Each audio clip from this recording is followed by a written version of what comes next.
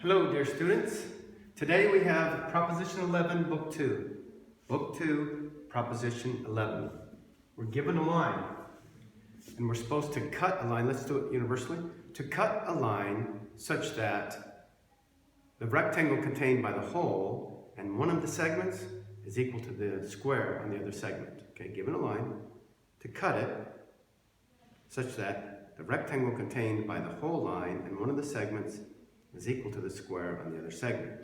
Great.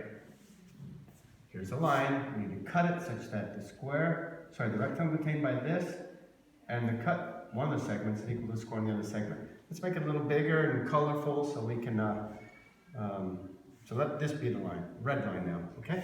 Let's cut this line so that the rectangle contained by the whole and one of the segments, say, is equal to the square on the other segment.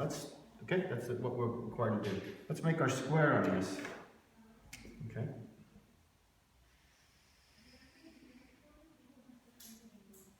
I'm going to make the rest of it kind of bluish.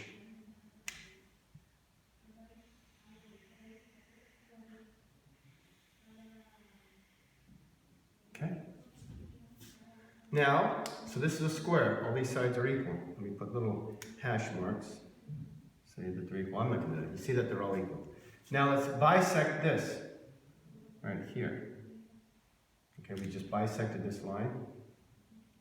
And now we're going to connect these 2 points. Okay? And let's continue this line in a straight line. And now let's cut this part of it. Let's from here to here. Let's cut it so it's equal to this. From this line, let's cut from the greater a line equal to the lesser. About like that, I suppose. So now this equals this. Let's cut it a little bit more. Okay? Now, from this point, let's draw a line parallel to this line. We know we can do that. A point not on it, so draw a line parallel to the given. Now let's draw same thing parallel to this. From here, parallel to this. Good. Now let's continue it through. Great. Now let's get cracking. We're going to do the prop here. Now look, we have a whole line here. Here we have this line. It's been cut in half, and we've added a part to it. This whole line been cut in half, and we've added a part to that whole line.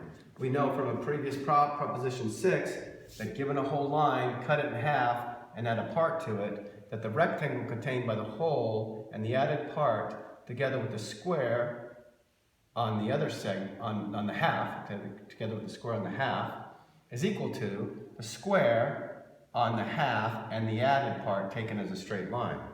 So that's exactly what we have here. We have a line, it's been cut in half, and something added to it. We know that the rectangle contained by the whole and the added part in one line, together with the added part, the rectangle contained by those 2 lines, plus the square on the half, is equal to the square on the half and the added part taken as one straight line. Just what we have here.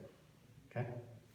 So, we know then, I'll just repeat it, that the rectangle contained by this and this, plus the square on this, is equal to the square on this. But look, we drew this equal to this. So now we can say the same thing, equals added to equals, 2 things equal to the same thing or equal to each other. Since this is equal to this, the square on this is equal to the square on this. But the square on this was proven equal to the rectangle contained by this and this plus the square on this.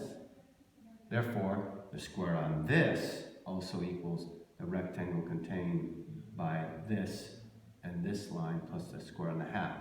But look at this right angle. Remember, this is a square, right angle triangle here. We know that the square on the hypotenuse is equal to the squares on the sides added together. So the square on this is equal to the square on this and the square on this.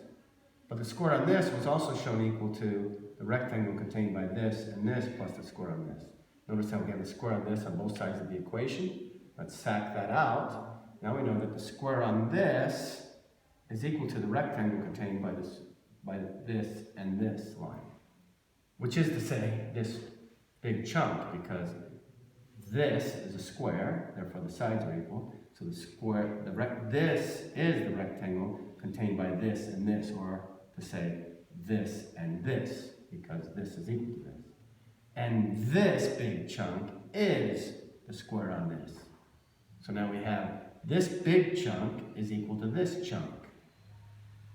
But look how they have this in common. So this chunk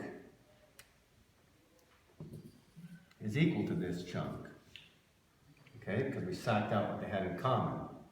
But this chunk is the rectangle contained by this and this, which is to say the whole line in one of the segments. Because this is one of the segments, obviously, and this whole line is equal to this. Okay? So this big chunk is the rectangle contained by this and this, or is to say the rectangle contained by this and this, because this equals this in this square. And this big chunk is the square on this, because this is a square. So now we've cut this line such that the rectangle contained by this and this is equal to the square on this. That is to say, we've given a line, we've cut it such that the rectangle contained by the whole in one of the segments is equal to the square on the other segment. The rectangle contained by the whole in one of the segments, this rectangle, is equal to the square on the other segment. See this line? Segment, segment. The rectangle contained by the whole line in one of the segments is equal to the square on the other segment. Cool. You cut a line, given a line, we can cut it such that the square, the rectangle contained by the whole in one of the segments is equal to the square in the other segment. Quod erat faciendum. Thank you. Bye-bye.